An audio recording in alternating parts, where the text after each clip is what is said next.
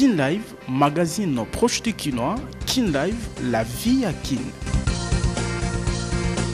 Tozalaka na sengo ya kopesa bino bansango mikolo nyonso na lokota lingala boye malamba ndeko balandi bansango na mupuse yango yo bapanzi sango mangomba politique pe baye babundelaka makoki mabato batelemeli mukano ya sesak oyo pekisi kolekisa na bitando pe kolobela mokonzi ya mboka ya kala Joseph Kabila lingomba politique pe perde pe ba membre na yango.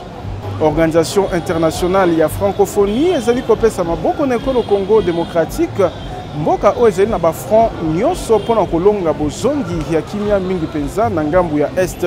Bokangami ya ba officier swahiliphone ezali kolobama ezali bosolo te mpona molobeli ya mapinga Sylvain Ekenge. Ba officier ya FARDC oyo bazali kosambisama pe baye bakangami na boloko ezali kolandisama na bambeba. Ligue de jeunes ya UDPS na etuka ya Ituri basengi kolongwa ya gouverneur militaire Johnny Luboya Nkashama. Maître Michel Moulumba, président provincial ya bilenge ya UDPS, atalisi ete malobana ye eko décourager mapinga o bazali na front. Simako contrôler Kinshasa école RDC Afrique pe mokili toyaka liboso na bino pona atalisa manso tokutana kinango ignorance sur la terre moko na moko. Kin Live, magazine proche du Kinois. Kin Live, la vie à Kin. Ba papa ba mama mbote bipai bozwami pe matondo ya kolanda bansango na nzela ya Kin Live édition lelo ekofungwama na bilili oyo. École Congo démocratique eponamaki mardi membre non permanent ya conseil ya sécurité ya Nations Unies na koyoka Thérèse Kaikwamba ministre ya misala ya Libanda ezali étape ya sika pona École Congo démocratique na etumbana ye ya bokengi pe multilatéralisme. Ezalaki na New York na États-Unis nde maponami oyo esalemaki. République démocratique du Congo et komi bongo membre non permanent ya Conseil de sécurité à Nations Unies pour un mandat 2026-2027. RDC et ponami deuxième na bavoa 183 sur 187 oyo bavotaki. Mokonzi ya mboka Félix Antoine Tshisekedi atalisaki yango samedi oyo eleki ete na nzela ya maponami oyo ekolo RDC ekozwa bongo ndingisa ya komema mongongo ya Afrika na kati ya ba anje ya mokili mobimba. Ekozwa pe lisusu mukumba ya kobatela kimia pe bokengi ya bikolo pe lisusu ko soutenir ba réforme ya système multilatéral na esprit ya bosololi pe bomoko. Boye RDC ezali lisusu kaka territoire monene na kati ya Afrika te, mais komi bongo elikia pe deuxième poumon écologique ya planète. Boye baete ekolo Congo déjà eleka na maponami oyo mbala mibale. Kobanda 1982 tina 1983 pe kobanda 1991 tina 1992. Mokonzi ya mboka Félix Antoine Tshisekedi atalisaki ete RDC ezali mopaya te na momekami oyo. Sima ya sanza motoba ya campagne, ekolo RDC etondisami nesengo ya kozwa esika yango. Pe bikolo nyonso ya Afrika ebalusi miso na yango na ngambo ya RDC pona kozela misala oyo ekosalema na manda na ye. République démocratique ya Congo oyo etungisami mingi na bitumba na parti est na yango ekani kopesa expérience na ye na cadre ya renforcement ya ba mécanisme ya ko résoudre ba conflit pe pona ko telemela bitumba. Tolobi Thibaut Koyoka. Boulamata de École Congo démocratique etelisi ete bokoti ya mboka na conseil ya sécurité ya Nations Unies epesi makoki ya kolandela situation ya bokengi ya mboka Congo démocratique kaka te kasi ya molongo mobimba. Patrick Muyaya atalisi ete ezali likambo ya motuya pe ezali na signification makasi. Ya turoyo tokomi d'abord na vice-présidence ya assemblée générale ya conseil de ya assemblée générale à Nations Unies.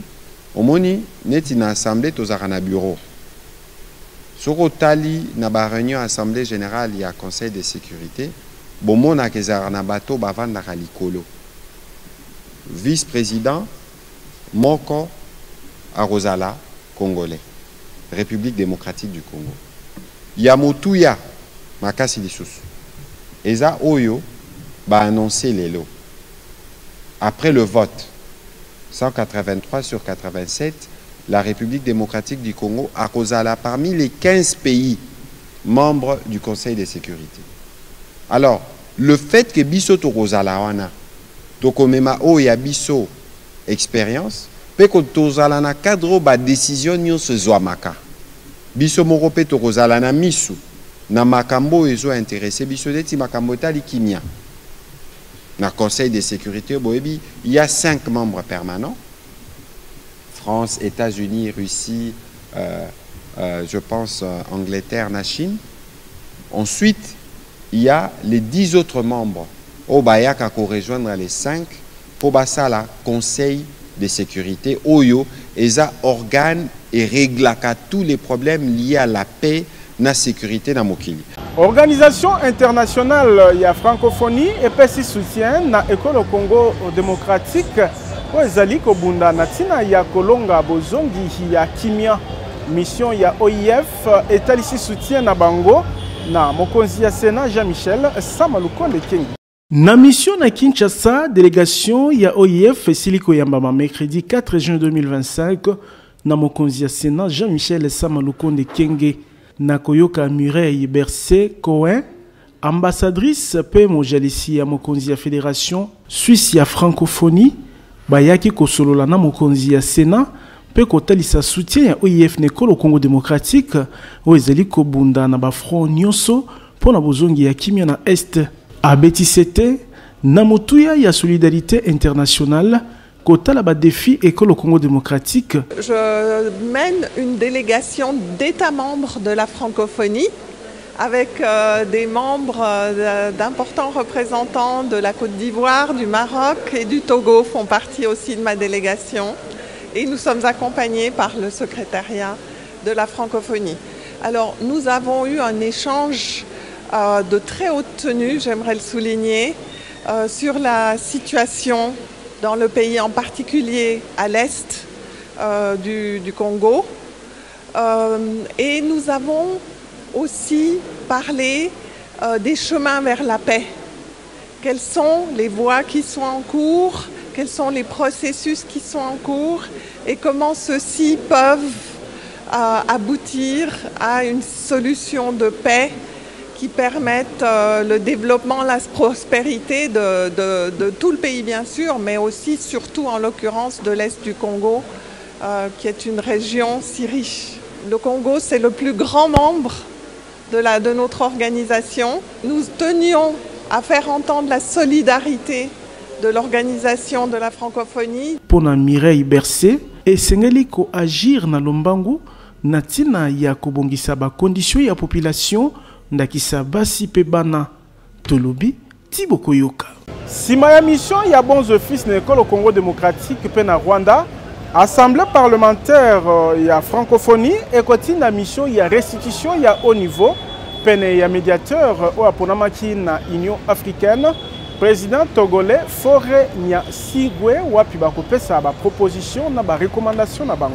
Likambo ya bokengi na école Congo démocratique elobamaki na 31e assemblée régionale Afrique ya assemblée parlementaire ya francophonie et fungolaki bikuke lundi na Cotonou capitale ya Benin. Le 3 juin mokolo ya mibale ya Makita ezalaki pour la conférence des présidents wapi likambo ya bokengi na école Congo RDC ezwaki esika ya mutuya. Mokonzi ya APF, Hilarion Etong, aebaki na ko-présenté na libaku oyo rapport ya mission ya bons office APF asalaki na Kinshasa pe Kigali. Ba recommandation ya rapport ezalaki discuté pe ezwaki ba amendement yambo ya adoption nango na conférence des présidents sima ya enrichissement mokonzi Assemblée nationale Vital Kamerhe bakisaki elobi Adama Bictogo président de l'Assemblée nationale de Côte d'Ivoire. Le point de convergence, c'est que nous voulons tous la paix. Et cela passe par le dialogue. Nous voulons la paix pour les deux populations. Nous voulons la paix pour le Congo. Nous voulons la paix pour le Rwanda. Et pour cela, il y a des décisions fortes qui doivent être prises. Donc nous allons faire des recommandations, des propositions donc, au président fort à partir de ce que nous avons entendu et de ce que nous avons noté. Le tout, c'est qu'au bout, les Congolais retrouvent la paix. Déclaration ya Cotonou na likambotali crise na RDC adopté na Makita Oyo et sepeli na médiation ya Union africaine pour un conflit na Est le Congo démocratique oyikambami na président Faure Gnassingbe mokonzi ya mboka Togo na koyoka Adama Bictogo APF lokola outil ya bopesi maboko na médiation ba kopesa ba recommandation pe ba proposition na président Faure Gnassingbe pambate balingi boyokani ezala malamu kati na Rwanda pe Congo démocratique tolobi Tiboko Yoka nalobaki yango na ebandeli bokangami ya ba officier swahiliphone o ezali kolobama ezali bosolo te pona général major Sylvain Ekenge molobeli ya FARDC ba officier oyo bazali kosambisama pe bazali na boloko ezali kolandisama na bambeba tomoni bakonzi ebele ya mampinga bakangi bango baza kosambisa bango bamosusu basi bakota boloko bamosusu baza nano kosubir processus na ba service na biso pona nini babuki mibeko e ngai nayaki na armée nga moko moto amemaki nga na armée aza te naza baninga na ngo tosisaki na ezala na académie ezala na centre d'instruction nzela moko mais mutu na mutu ayaki na nzela na ye soki mpe mutu asali mbeba asalaka mbeba ye moko ye nde akozala responsable ya mbeba oyo asalaki liboso ya mibeko mokonzi nde akangaka te mibeko nde ekangaka soki obuki mibeko ekangi yo alors totika bilobaloba o baswahili bakangi bango baza kolandaka bango bongo mokonzi ya liboso ya mapingo aza nsima ya commandant suprême ye aza nani seza moswahili oyo azalaki liboso na ye azalaki nani moswahili oyo mpe azalaki liboso ya oyo azalaki liboso na ye azalaki nani moswahili bakonzi oyo epa na ye na état major na ye nani aza adjoint na ye mokitani na ye ya liboso moswahili bakonzi ebele baza na mapinga baswahili eza te mpo na kolanda baswahili eza eloko moko te na armée bapekisa biloko wana ya kosible bato coalition lamuka bapanzisango pe lisanga azado ebundelaka makoki ya bato batelemeli décision ya CESAC oyo epekisi kolekisa na bitando pe kolobela na bapanzisango baaktivité ya mokonzi ya mboka ya kala Joseph Kabila ya lingomba politique PPRD pe bamembre ya lingomba politique oyo soki Yves Bouya alaki ko saisir conseil d'état Jean-Claude Katende ye atalisi etezali abus du pouvoir kasi na ngambu ya Prince Penge abengi bapanzi sango pe ba media ya kobwakisa mokano ya Christian Bosembe bapekisi kosolola to pe koreleye mingongo ezali komata pona kotelemela mokano ya Christian Bosembe mokambi ya CESAC oyo ayebi na ko suspendre kolekisa ba activité mokonzi ya mboka ya kala Joseph Kabila lingomba politique na EPPRD pe ba membre ya parti politique o na ba média to ba réseaux sociaux na ekolo Congo RDC ba panzi sango ebele ba qualifier mokano wana lokola dictature. Yves Bouya alaki ko saisir conseil d'état contre décision impopulaire ya CESAC oyo pona ye ezali arbitraire na koyoka Yves Bouya mokano ya Christian Bosembe ezali ko bebisa démocratie abengi mokambi ya CESAC ya kosukisa forfaiture na ye pe ba journaliste ya koboya mukano oyo ezali na soubassement légal moko te amituni lolenge nini kopesa nsango ya Joseph Kabila ekoki koporter atteinte na sécurité ya mboka na ngambu na ye mokonzi ya Azado mukano ya CESAC ezali abus du pouvoir ekokaki kozala justifié soki pe perde ezalaki dissous nzoka to komina no wana te elobi Claude Katende oyo a dénoncé règlement des comptes mokonzi ya Azado abengi CESAC yakobo ya komi kotisa na jeu politique coalition lamuka pe abengi ba média pe ba panzisango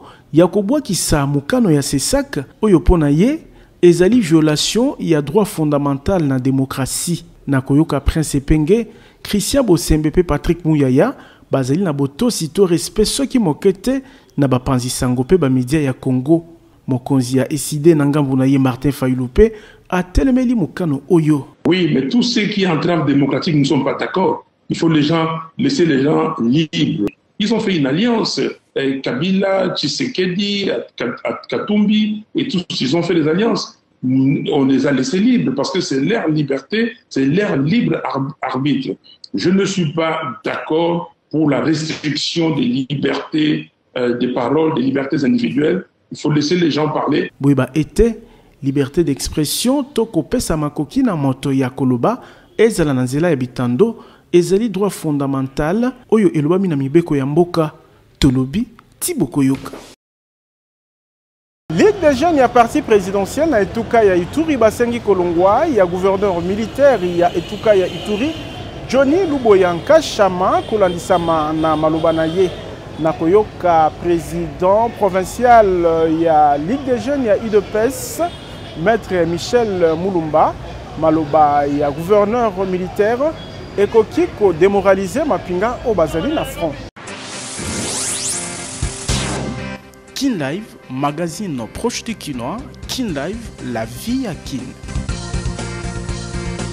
Ebongi kopesa biyano na bosenga ya Mapinga pona kolikia kokende liboso na bitumba.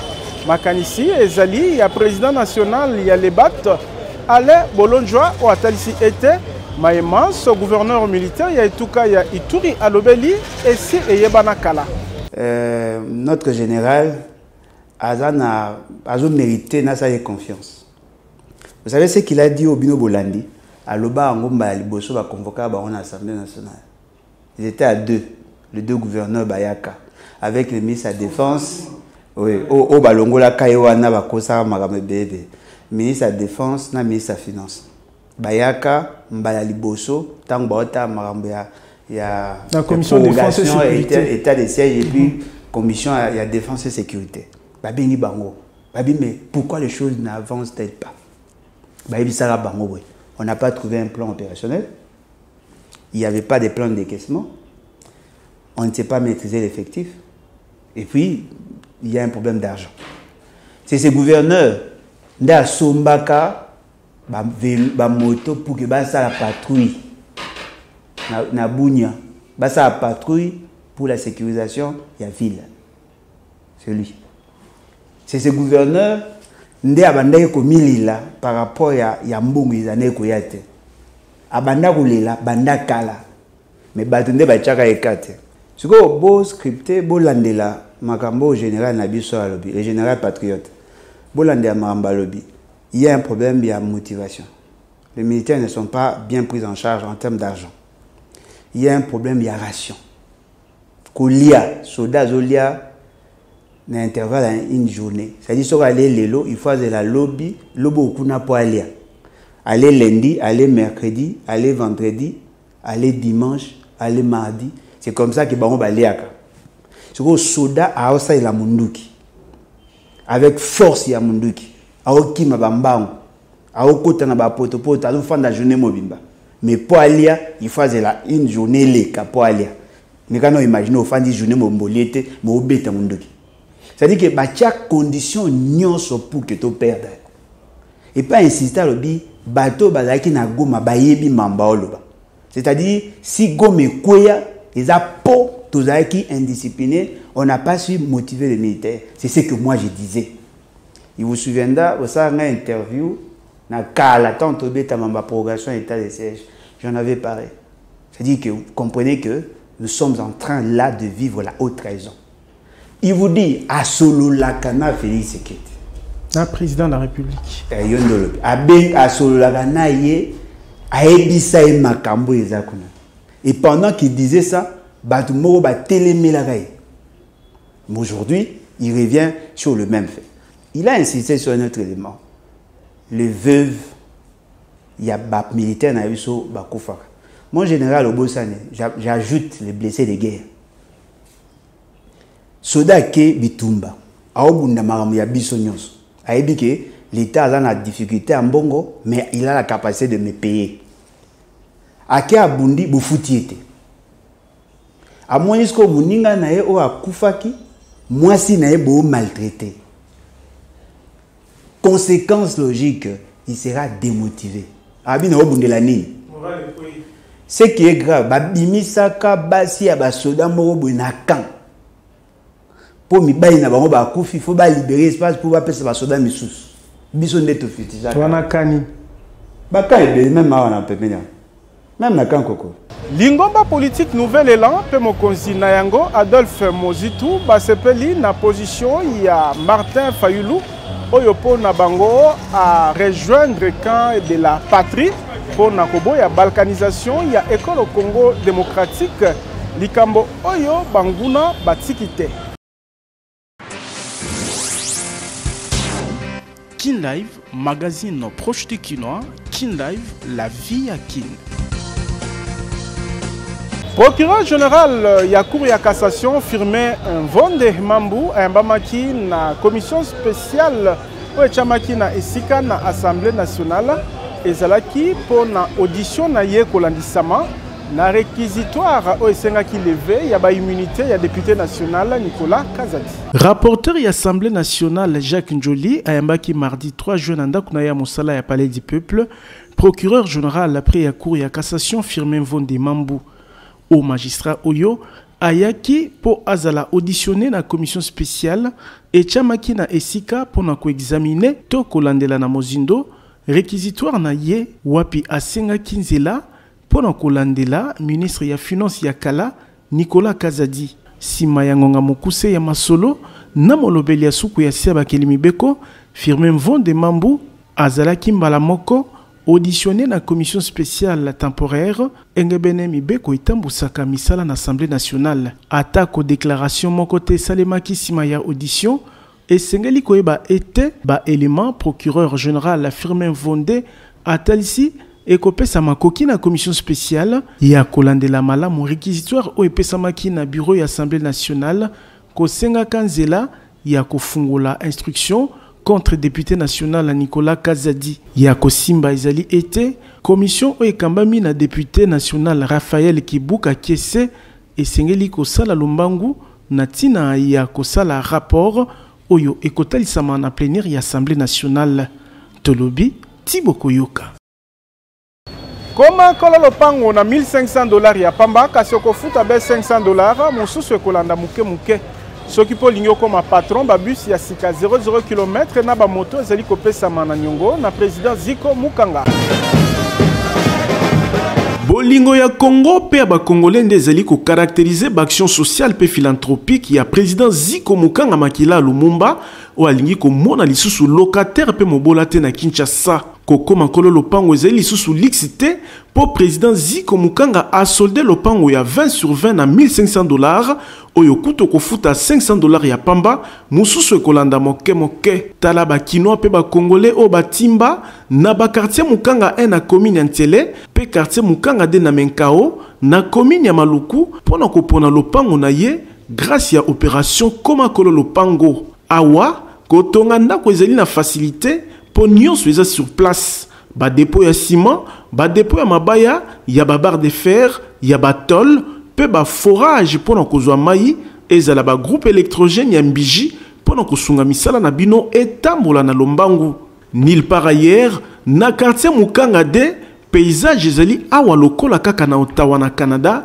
mopepe kitoko mokonzi ya bawewa nyonso ya RDC amemeli bino opération comme patron babus Mercedes force ya sika 00 km ezali kopesa mana $30,000 ya pamba kasi okofuta be $10,000 mususu kolanda moke moto ya 2 pneus na $1,300 avance $400 moto ya 3 pneus na $4,500 ya pamba avance $2,000 aux 8 moto na yo mususu kofuta moke bongo pona ko améliorer social ya population Ziko Mukanga makila Lumumba asali 300 hectares ya bilanga pe ebele ya maziba ya mbisi pona kolesa peuple congolais poisson Ziko Mukanga na moins cher olingi o bénéficier na ba avantage nyonso oyo président ya ANIPTNC apesi bino adresse ezali moko numéro 42 ya avenue Victoire na deuxième niveau ya galerie infra quartier Kauka na commune ya Kalamu Tolobi Thibaut Koyoka.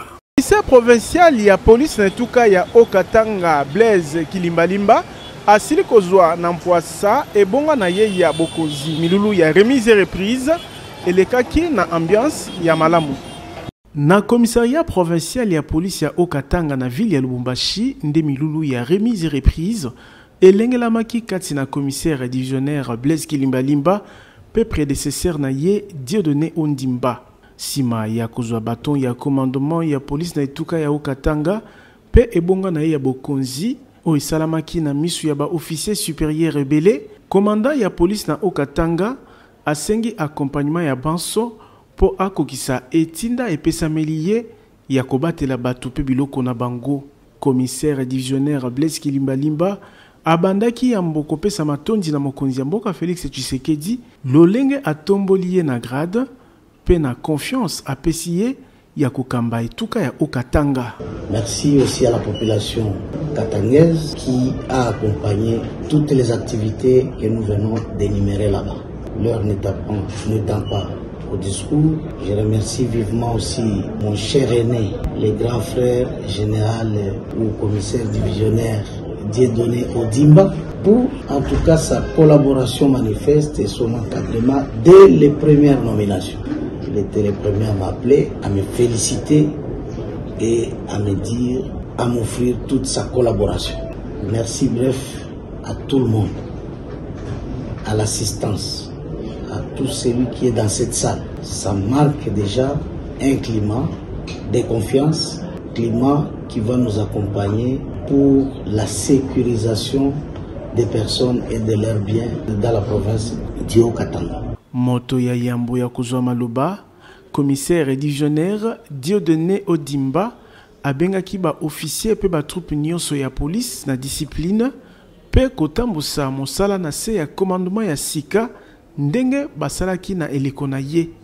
Na kosenga na bino discipline mosala na biso esenge eloko mosusu te botosa ye lokola botosaki ngai bosala mosala lokola bosalaki na ngai.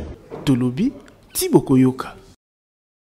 Kotanga na mikili ya poto ekomi pete po na bilenge na bokasi ya agence de voyage Tour du Monde Service ozali ko faciliter inscription pe visa d'études. Je suis dans l'une des universités catholiques d'ailleurs. Kotanga université na poto ezala na ba institut technique ekomi pete po na bana ya Kinshasa pe ya RDC. Pambate mokonzi agence de voyage Tour du Monde Service azalaki na ba différents pays ya Europe ndakisa France, Belgique, Italie, Suisse pe misusu pour na ko signer ba protocole d'entente na ba différentes universités ya bamboka o ya Europe pe ba institut technique na tina ko faciliter bilenge ezala ba ya école secondaire olingi okende kotanga na poto sans risque ya ko se faire escroquer.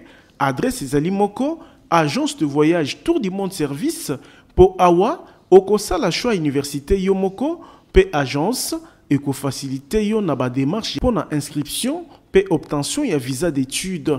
Soki omonaki pasi na kala lelo temes mobiki si aye kosunga yo mwana ya Congo olingi kotanga na poto okende kosala ba études na yo na pete ezala ba bourse d'études possibilité ya kozwa yango pe ezali spécialisé dans ko faciliter ba démarche pour na visa. Temes ezali kokoba kufungola champ bino ba yebolingi kokende États-Unis, Canada pour na ba raison ya tourisme pe misusu. L'agence la plus crédible Temes ezali kokoba na mosala ya kosunga ba congolais. Tozali na numéro 5151 ya balabala Kasavubu, quartier Matonge 1 na commune ya Kalamu. Temes mobiki si pona ba démarche ya voyage na Kinshasa. Tolobi Tiboko Yoka. Kin Live, magazine proche de Kinois. Kin Live, la vie à Kin. Famille Louadio, Perodi Louadio, mopanzi sango na canal Kin télévision, bazeli na mawa ya koyebisa na baninga pe bayebani. Liwa ya papa pe noko na bango, Bob Louadio Timothée, oyo azungiseki molimo na nkolo le 21 mai 2025 na Kinshasa, kolandisama na maladi ya ngonga moke. Programme ya matanga epesami boye.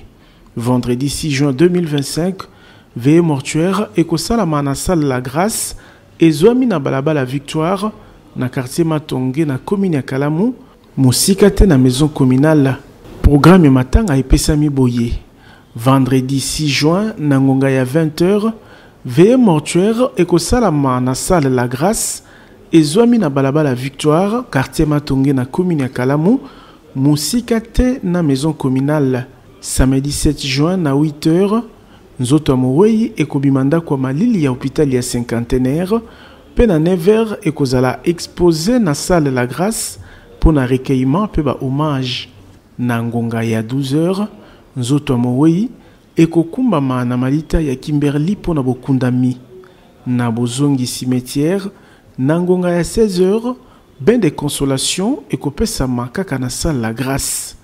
Liebisi liye epesami na moto nyonso. Tika ete molimo na ye epema na kimia.